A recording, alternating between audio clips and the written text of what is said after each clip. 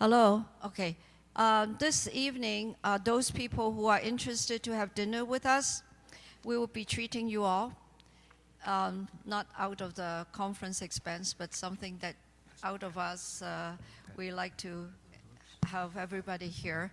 So if you are not participating in the board meeting, come back at 6 o'clock in that room. The room behind us is called Champagne 4.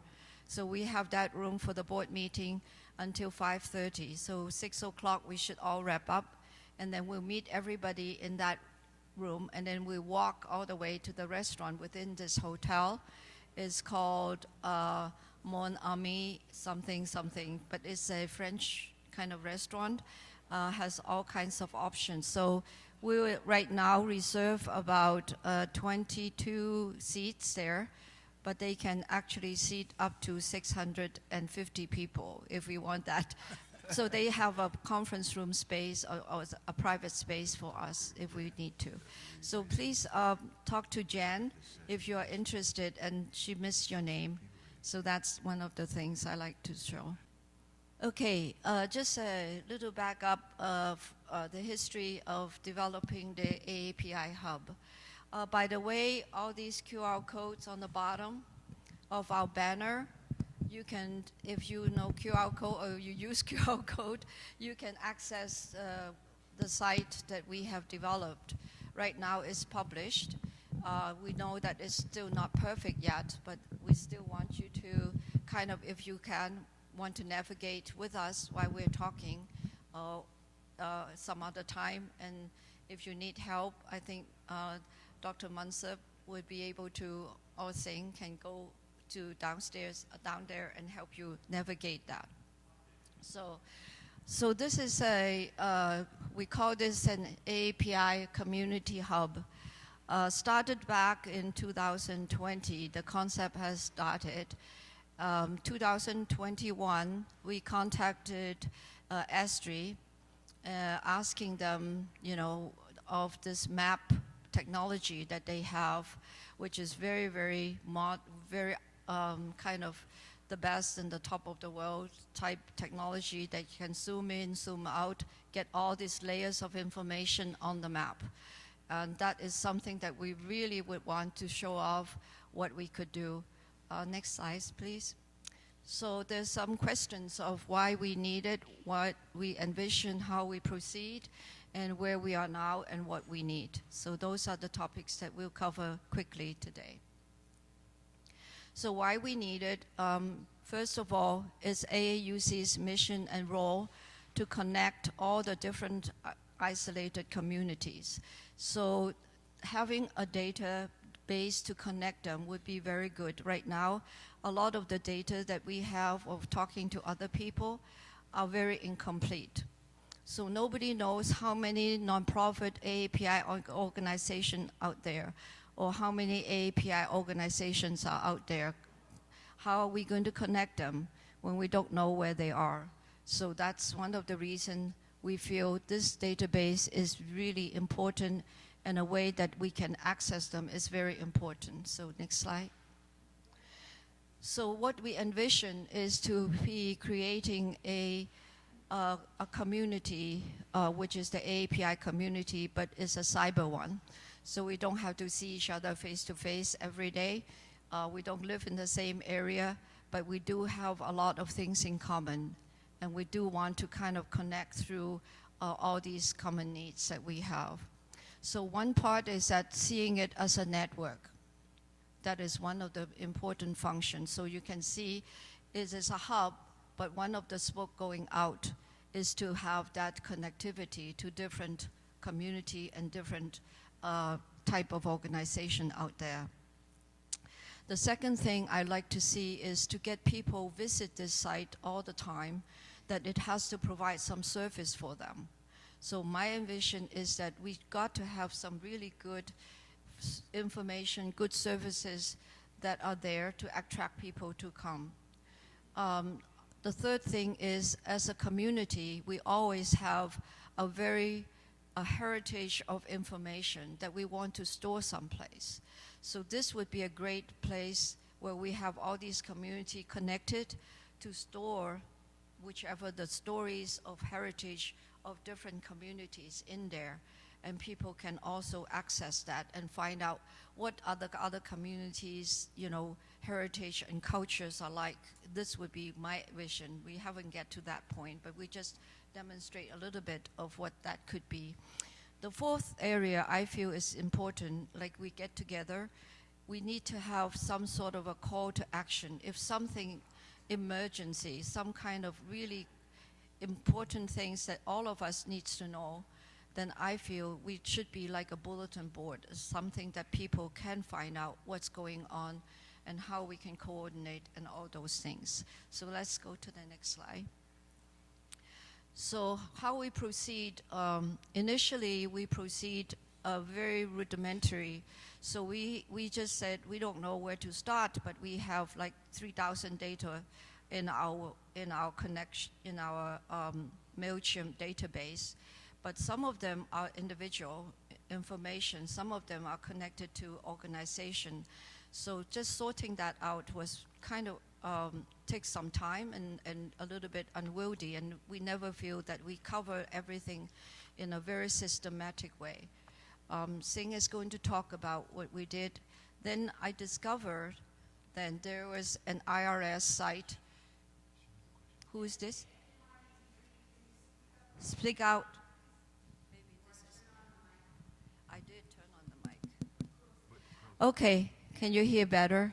Okay, so what we did initially was going through our own database to sort through who are out there.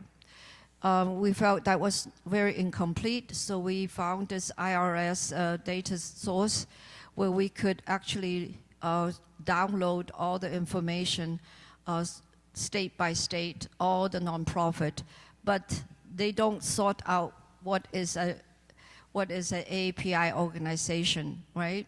So all these nonprofit, for example, in Minnesota, we have 37,000 nonprofits registered under Minnesota. So out of this 37,000, we get to sort them out and figure out which one is AAPI. So we use different keywords. Singh is going to talk about that. So we actually using that, they would provide all the 990 information of all the registered organization, nonprofit organization in there. So that gives us a lot more complete data, state by state. So now I think Singh is going to talk about, he is the workhorse back here for me, but he actually gone through now about 10 states already. So today we're going to show just Minnesota and Nevada. And I think Mansep has done the Nevada state. So we do that, but then that doesn't give us who to contact. They gave a name in there, but there's no URL site. So we have to find a URL site for each of the organization we selected. So Singh is going to say by, out of 37,000 nonprofit in Minnesota that is registered, we filter it down to about 440 nonprofits in there. And from that actually give us a lot of information and characteristics about what the AAPI nonprofit organizations are there. We start with the AAPI nonprofit organization instead of individually because we figure out, I kind of do some math and calculation and estimate that probably we have 1 to 2 nonprofit per 1,000 AAPI population. So it's not as unwieldy as somebody said, oh, it's 100,000, it's 200,000, we don't know how many. But when we go through these data, then we can actually see how many are in each state. And that correlate to how many API population in those states are. So it's kind of fairly consistent that we are somewhere around 1 or 2 nonprofit per 1,000 API. So Singh did a lot of manual work in terms of going through every organization, find their website, and then get all that information on their website as well into our database. Next, please. Then to show this data, we again use a developer called Blue Raster. They are the kind of one of the recited good API, the good ESRI developer that has been recommended to us through Astri. Astri is the big company that does all the map everywhere in the whole world. So they gave us a hub platform because there are different platforms in the Astri system called the GIS system, but the hub platform gives us all these different capabilities within that. Then we would publish with that the public information, and so all the information out there are not private at all, so we don't run into the problem of getting sued, publishing other people's information in there. And it also has an interactive dashboard with the maps that we can see. The next one. So we did 2 pilot versions. One is the state of Minnesota, one is in Nevada, which has more complete data. We also had some old data from previously that we listed basically the big organization that we know, like OCA, UCA. We didn't have HAF at that time, and then APAPA. So those big organizations, we list out all the branches and their chapters in there as well. So we have altogether now 700 some data points in this whole map. But ideally, we are thinking we probably would need to get to about 20,000 to 30,000 data points of all these different organizations. So we have the stats, we have the relevant information. Singh is going to talk about just Minnesota and also Nevada, right? And then, but he has completed more than 10 states around. So, and we learn a lot about our API community, just plotting down what the statistics showed us about the characteristics of those communities. So Singh, you can take over. Is this room kind of cold and chilly? Yes. So I have something hot to discuss. The HUB stands for hot. And we think this is a very, very good project for the community. And I got involved about a month ago. And what I did is that I went through the IRS database and I looked at every single one of them and decide whether they are AAPI or not. So out of 37,000 Minnesota nonprofit organizations, 440 belongs AAPI. Okay. Now I just want to stress this is a pilot project, and I just use the Microsoft term. This is the beta version. So it may not be 100% accurate because we will comb through everything again to make sure everything is correct. And Munzab was one who work on Nevada, and then can you tell them how many organizations you go through? Well, I was originally in charge of Ohio. Ohio has, when downloaded, I had more than 70,000 nonprofit organizations. I read through those 70,000 lines. I found more than 800 organizations are AAPIs. And then what I'm talking about this one, because think about California, how many you will see, and then how much time you need to do it. So I couldn't finish it Ohio, so I volunteered to the Nevada because we are gathering here in Nevada. So I finished it quickly in Nevada. Whole line of the nonprofit organization in Nevada is about 14,000. Among them, I found a little more 100 nonprofit organizations, and then I finished it in time so to incorporate into this pilot project. So I look at the IRS database, and go through everybody. And then, I think with Kayen's help, she gave me a few more Minnesota organizations. And I went through all of those too. And then I try to find, because the IRS database does not include the website, the URL. So I have to go search through many different websites and Google to find the URL. And some of them, they just don't have a URL number. You know, for example, if it's a foundation, they don't need to have a URL. And some of them only have Facebook. So if you go through our app, if you have questions you can ask me, then you'll find some of them don't have a website, some of them they have a website, some of them have Facebook.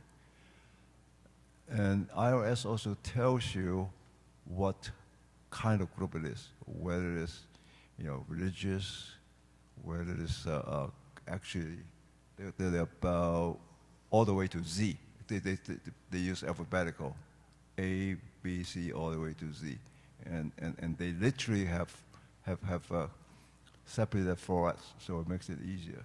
Okay, so if you look at our website, our hub, and you see all of those, and you can literally drill in. So first of all, you got a big picture of the whole country, and you can drill into different states, and from different states you can go to county, and county you should be able to get into city, and it's all on the map. So the system, there's a system called GIS.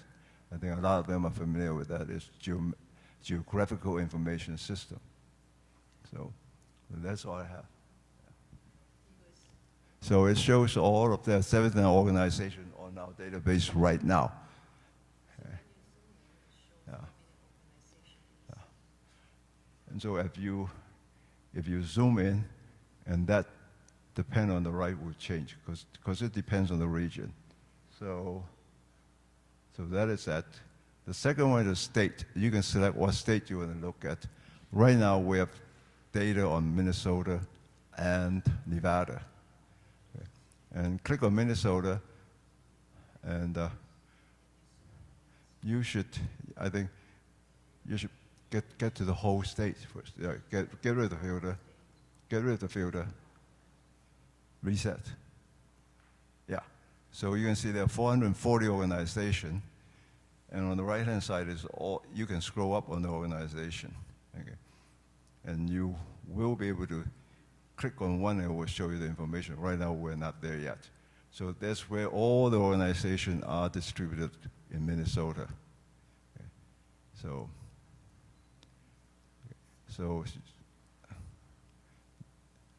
Okay, now you can select anyone. So now you can see that is in Mora, and the organization, the main purpose is, what the heck is that?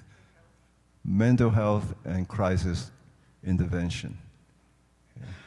And the name is Santosha Recovery. Okay.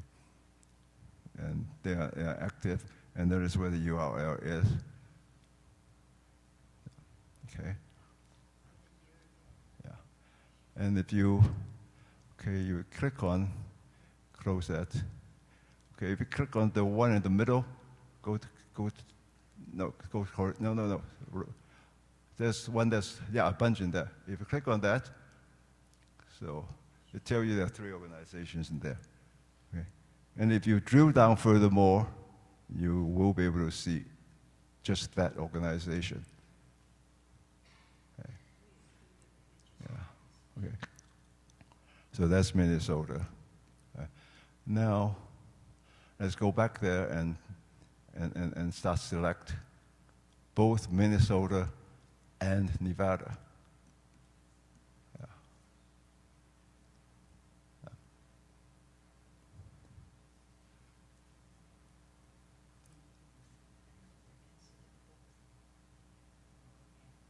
So now remember what SK said, we have 440 organizations in Minnesota, and there's 573, so there's 133 in Nevada. And that's where Nevada is. Everything is in Las Vegas, basically. pretty much. And I don't know what's it, is that Reno? If you click on that, you should see what organization is that. Yeah. Okay. Yeah, Carson City and Reno. Okay. Yeah.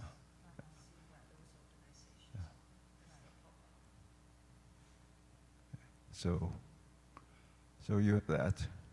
Okay.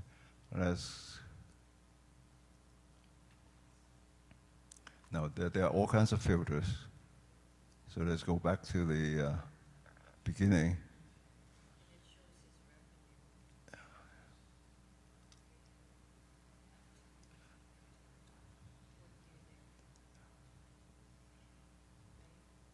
Yeah.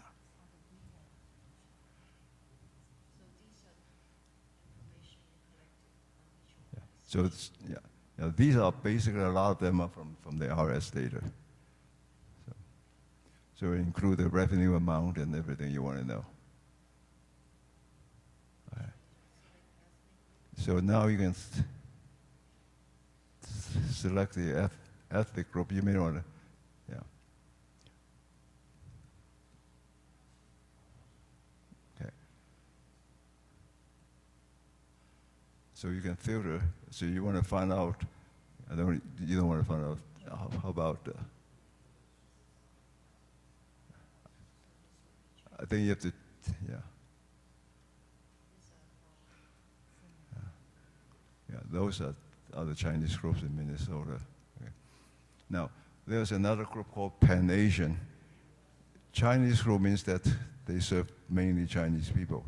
Pan-Asian could serve anybody from Asia. So they may include Chinese, Indian, Sri Lankan, Singapore, Malaysia. Yeah. So you'll see a lot more. Yeah. So.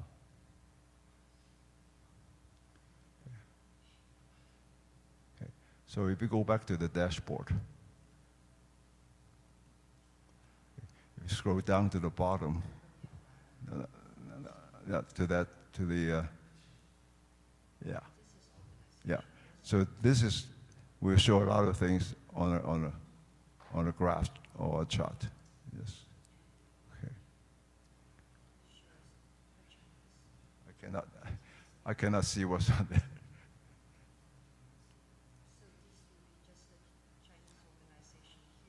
You may want to use it. So you may want to use your mic.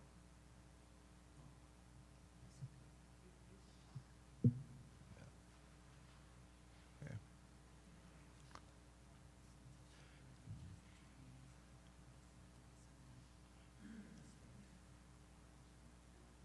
Yeah.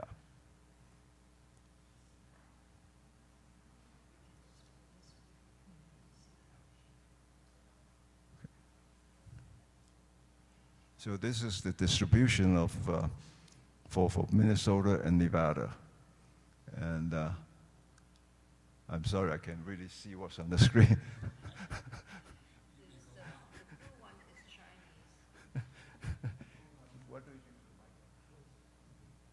Okay. The blue one is Chinese. That is highest number is like 19%. The next group would be Pan-Asia, which is 15.9%. And then we call the Indian group is about 11.3%. Hmong group is about 10.1%, but that's 2 states altogether. So do you want to just select one state instead? Yes, you can. So if we reset it and select just Minnesota, so the demographic distribution will be quite different, right? Yes. So the largest group is called Pan-Asian. It's 22.8% in here. So if you look at that, that's what that comes out to be. And then if you shrink this, then you will see it on the map where those are distributed, I think. Select just Minnesota here. Then that would be those 60 organizations. That's Pan-Asia, right? I think there Yes. are other characteristics below too. So you can toggle that. On this bottom, you can toggle it, and it shows you other things, like what's the main purpose of the organization. You have the highest group would be religion related. Then the second highest group will be arts and culture and humanity, and then education, and then human services, and international foreign affairs, and national security. So these are all like, you know, a distribution histogram chart. And if you click on this, you can actually see this decreases. These are the ones that are religious, religion-related organization in here. And if you click on not this, and you click on this one, you see this nonprofit there. So you click on each one of these, then it pop out information about that individual organization with all this things, that information we collected about them. So it's a very powerful tool, I feel, right? That we have available at our fingertips now.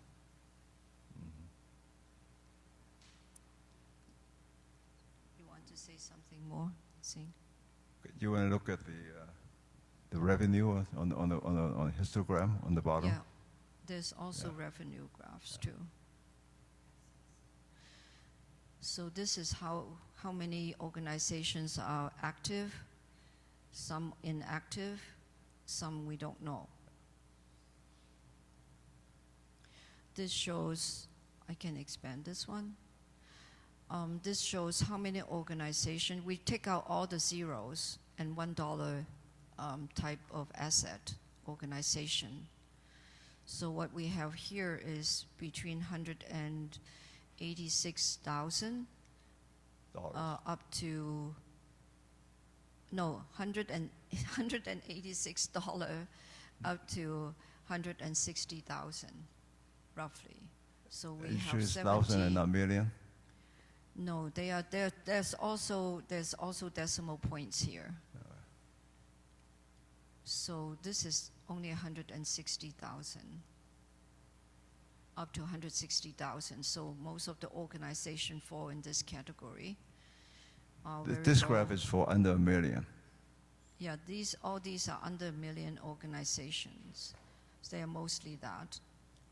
And there are some that are over a million, up to 15 million, I think. Yes. And then over 15 millions and so forth. There's one organization that is, or two, that is beyond that. I think if we shred this down, make it small, they would actually show us where these organizations are too on this map. No, they don't relate, sorry. So I thought they Not yet. Right now, I think we have too many categories selected.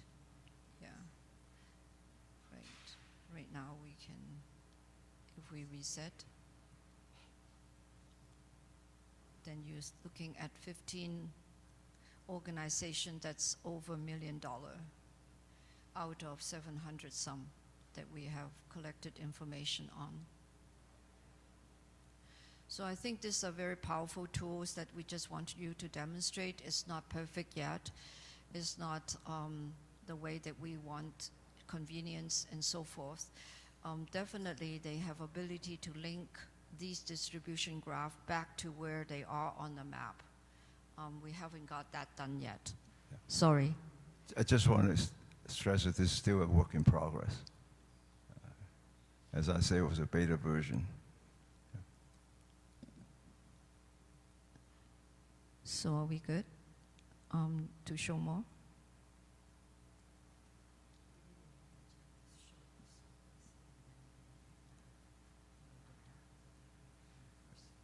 And the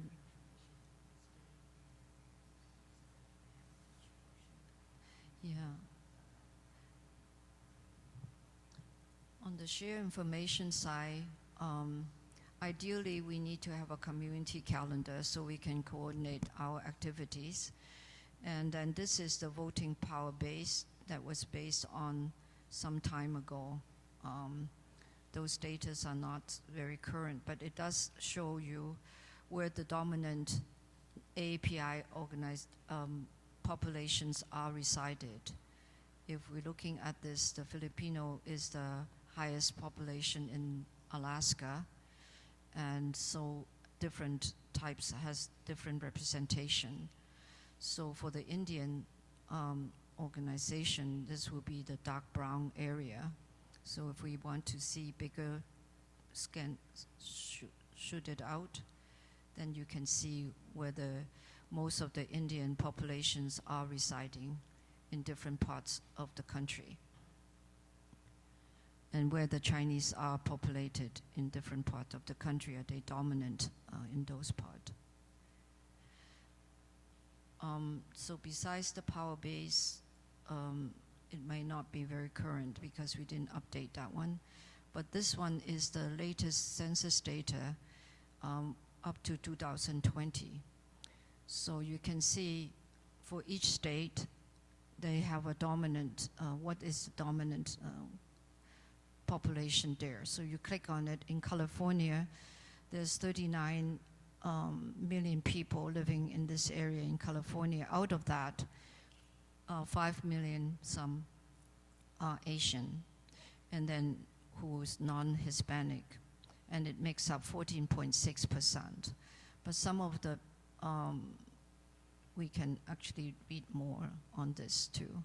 So you can drill down on this and actually see different counties, and even down to the level, by state, and so forth. So this is a very powerful tool for people who want to sort information. It's more than just a Rolodex of just collection of organization there. So it's just want you to kind of experience with that, and if you have questions, you can kind of contact me or one of us here. But I just want to introduce our team. She's helping us. Yan is also helping us. So I basically probably want to turn back to the PowerPoint and finishing this up. Can we finish this up? The other.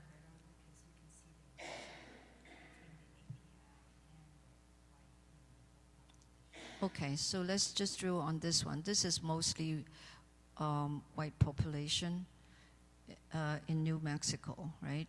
Oh no, actually predominant race in here is Hispanic and Latino. And this is just the API group, right? No, it's everything, the entire population here. So these are all really interesting data.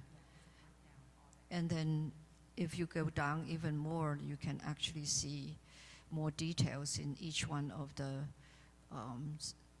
the counties in the state.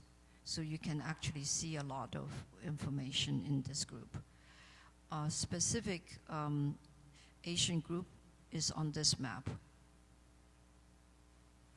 where you can see, California is the biggest group of Asian, and then New York, and so forth, and Dallas too, in that area. So if you want to click on, do you want to click on this and see? I thought you could. You can expand this, and you can drill on one or two. Yeah. Okay. So I would just want to wrap up. Just want to perk your interest that we have a really interesting tool, and we're teaming up with the best technology group of people that can provide that information to us. So I'm going to pass and tell you what we should do next, what we plan to do. Okay, so our plan is that we need to finish all 50 states with the API nonprofit. And then we want to establish an editorial board. Right now, a lot of this thing is very subjective. Let me see, where do I do the current slide? Yeah. So, so we also need to develop something which is an AI kind of a search and update, which is make the data more current and easier to track. So what we need, I'll pass that to you. Okay, so as you all can see that this is just, what we're showing you is very in progress type of situation, but you can see that the power it can generate if we have a full-blown database here. So it's a combination of public data, which is from the IIS, with some manual intervention, which, we do an online search, but you don't have to use that. I mean, if we have the capability of programming, utilizing the programming portion to automate that portion, that part of it, you can see how powerful this is. Right now, we don't have that capability yet. So we need people like Singh and Munsab and Jan too. I know that she's helped with that. So they actually go into the website, do a search based on the IIS data, because the IIS data is not complete yet. So based on that, we drill in a little bit more, and then we even have to check out some of the organization to make sure that it's correct. So you can see it's a lot of work to be done still, but what we're looking for right now is contributing partners so that we can share the roles and responsibility. I'm going to take an example like APAPA. They have a network of nationwide with different chapters. So they can help with the manual labor of making sure that, wherever that chapter is, they can have intern there to make sure that the information input into the system is correct.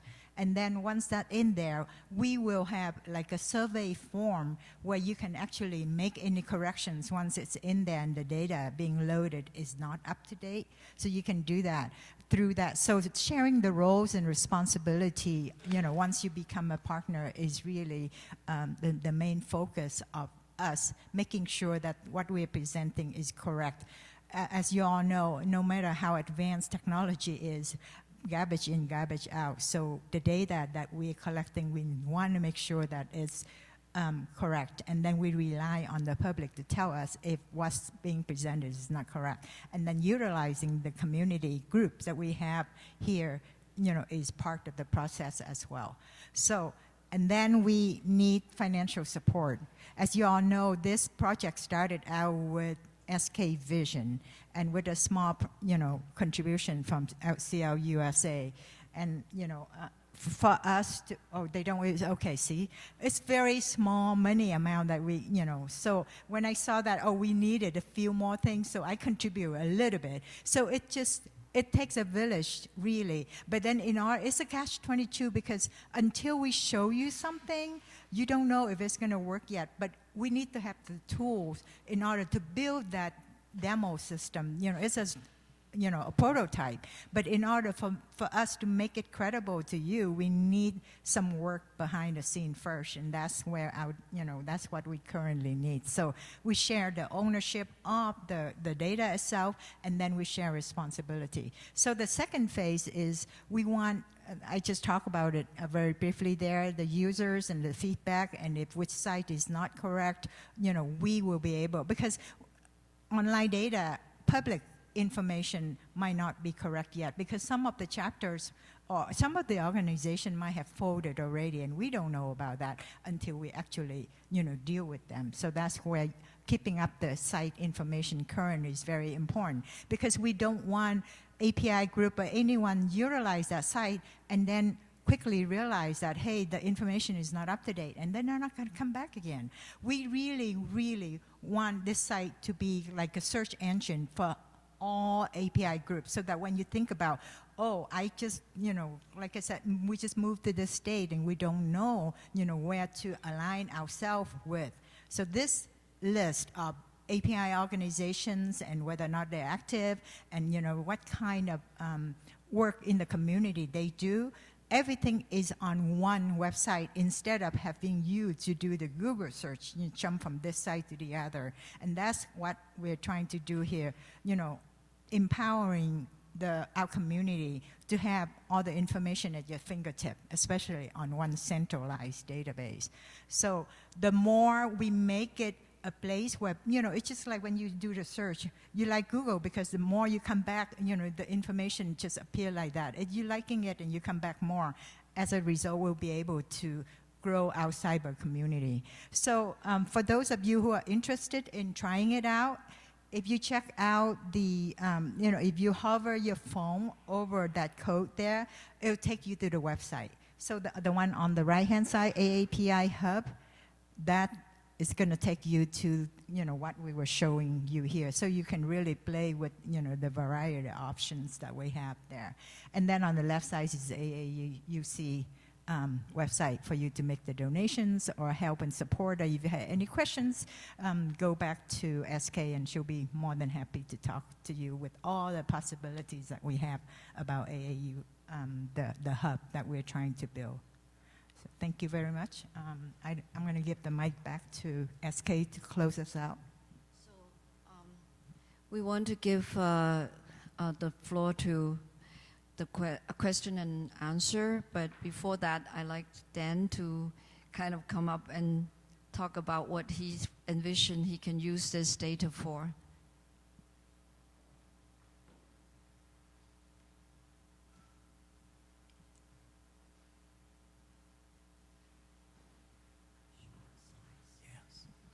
Okay, thanks a lot. Thank you, SK, for giving me a couple minutes.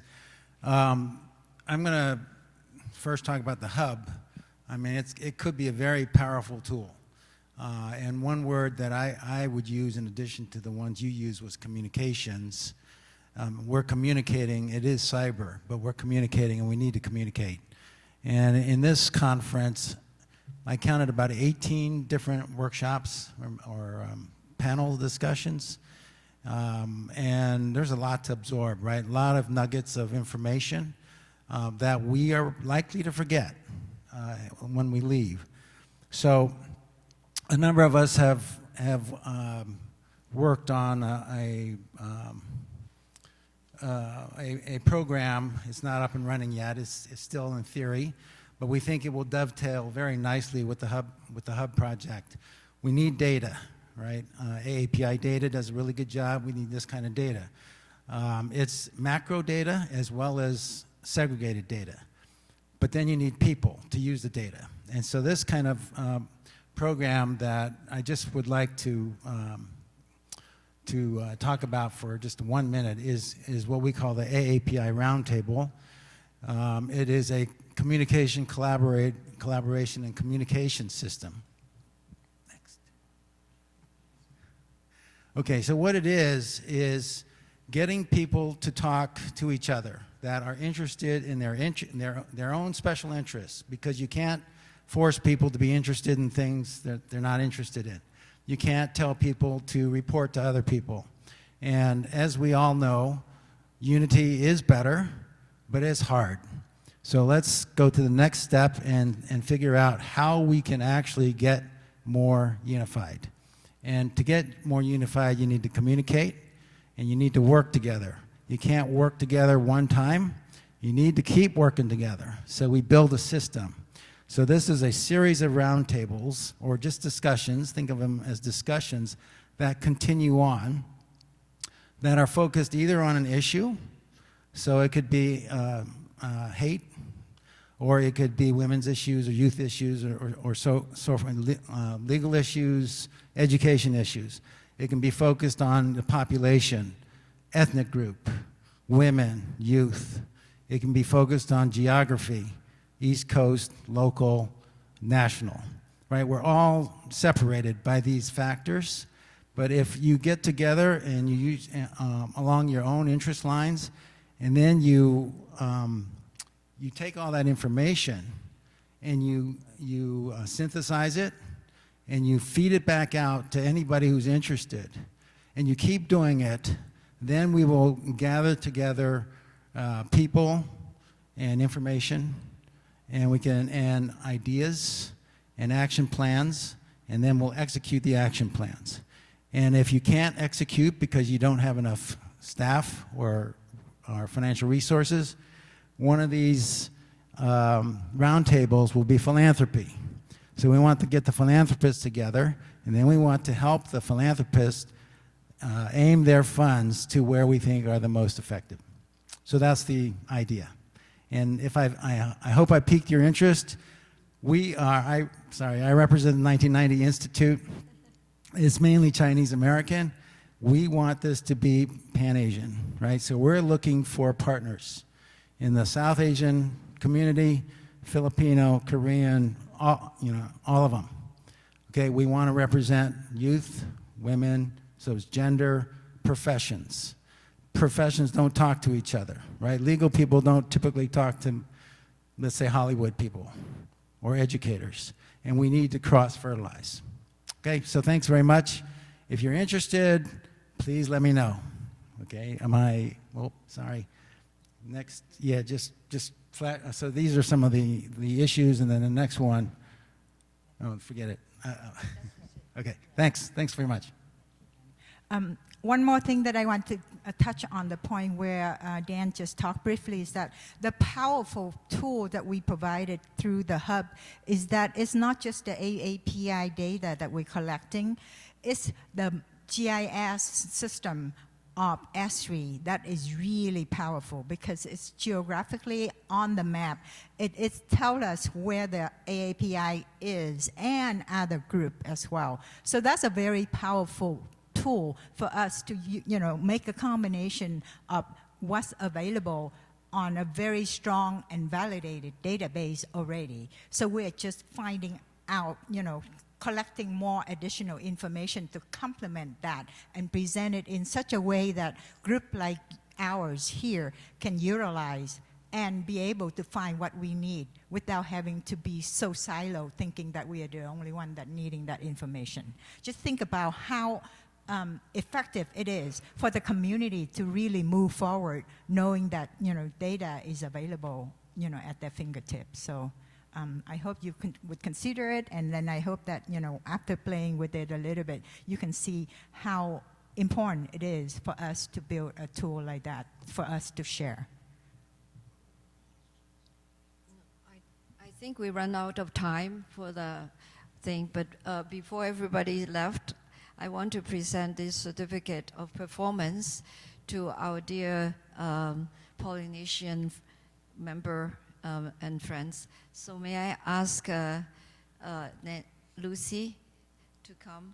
We'd like to have you recognized for the performance that you have done yesterday for us and the day before, as well as Etavise. We also have one for you as well. Thank you. We're very happy to have you here with us. Thank you. Yes. Huh? Yes. Yeah.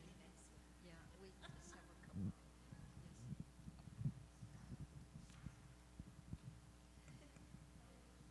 No, it's the same. I'll just do this.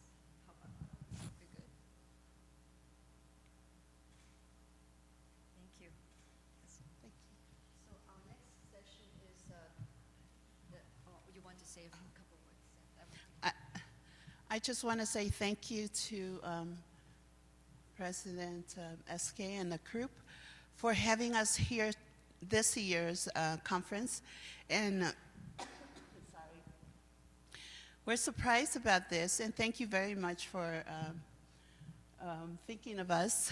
We have no idea, but we are very grateful to be here and very excited to learn a lot of different culture of our Asian and Pacific Island, meet a lot of different faces, and we make a lot of friends and families. So we are very a part of all of us here today, and we will remember this, and of course we will continue connecting with everybody that we have cards and our information.